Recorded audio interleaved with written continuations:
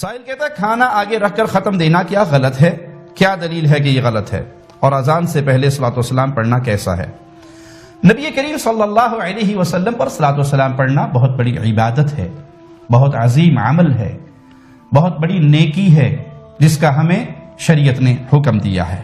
لیکن ہمیں یہ حکم بھی ہے کہ ہم اللہ کے رسول صلی اللہ علیہ وسلم کی سنت کے مطابق عمل کریں۔ پیارے نبی صلی اللہ علیہ وسلم نے اپنے صحابہ کو اذان سکھائی، انہیں اذان دینے کا حکم دیا، اور اس اذان سے پہلے آپ نے الصلاۃ والسلام جو آج پڑھا جاتا ہے وہ نہیں سکھایا۔ اذان کے بعد درود سکھایا گیا اور اس کی دعا سکھائی گئی،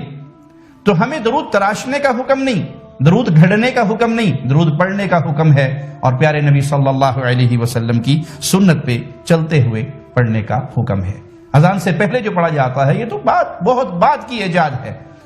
یہ نہ صحابہ کے دور میں تھا، نہ تابعین تبع تابعین کے دور میں تھا، یہ تو بہت بعد میں تراشا گیا اور گھڑا گیا، جس سے ہمیں منع کیا گیا اور ہمیں اتباع رسالت کا حکم دیا گیا۔ اسی طرح کھانا سامنے رکھ کے فاتحہ پڑھنا، یہ بھی رسول اللہ صلی اللہ علیہ وسلم کی کسی صحیح حدیث سے ثابت نہیں، بعد کے اندر تراشا گیا۔ بسم اللہ پڑھ کے کھانا شروع کیا جائے اور الحمدللہ پر کھانا ختم کر دیا جائے، یہی سنت سے ثابت ہے، لیکن کھانا سامنے رکھ کے فاتحہ پڑھنا، اور کھانا مزیدار ہے تو مولوی صاحب کا ختم بھی لمبا ہو جائے گا، اور کھانا اگر معمولی ہے تو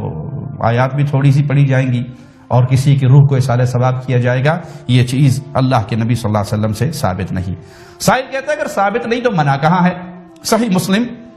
حدیث نمبر 1718، سیدہ عائشہ صدیقہ سلام اللہ علیہا رضی اللہ تعالی عنہا بیان کرتی ہیں کہ رسول اللہ صلی اللہ علیہ وسلم نے فرمایا من عمل عملا لیس علیہ امرنا فہو رد، جس نے کوئی ایسا عمل کیا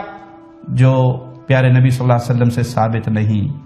آپ کے طریقے پہ نہیں، آپ کی سنت پہ نہیں، وہ مردود ہے۔ تو یہاں منع آ گیا،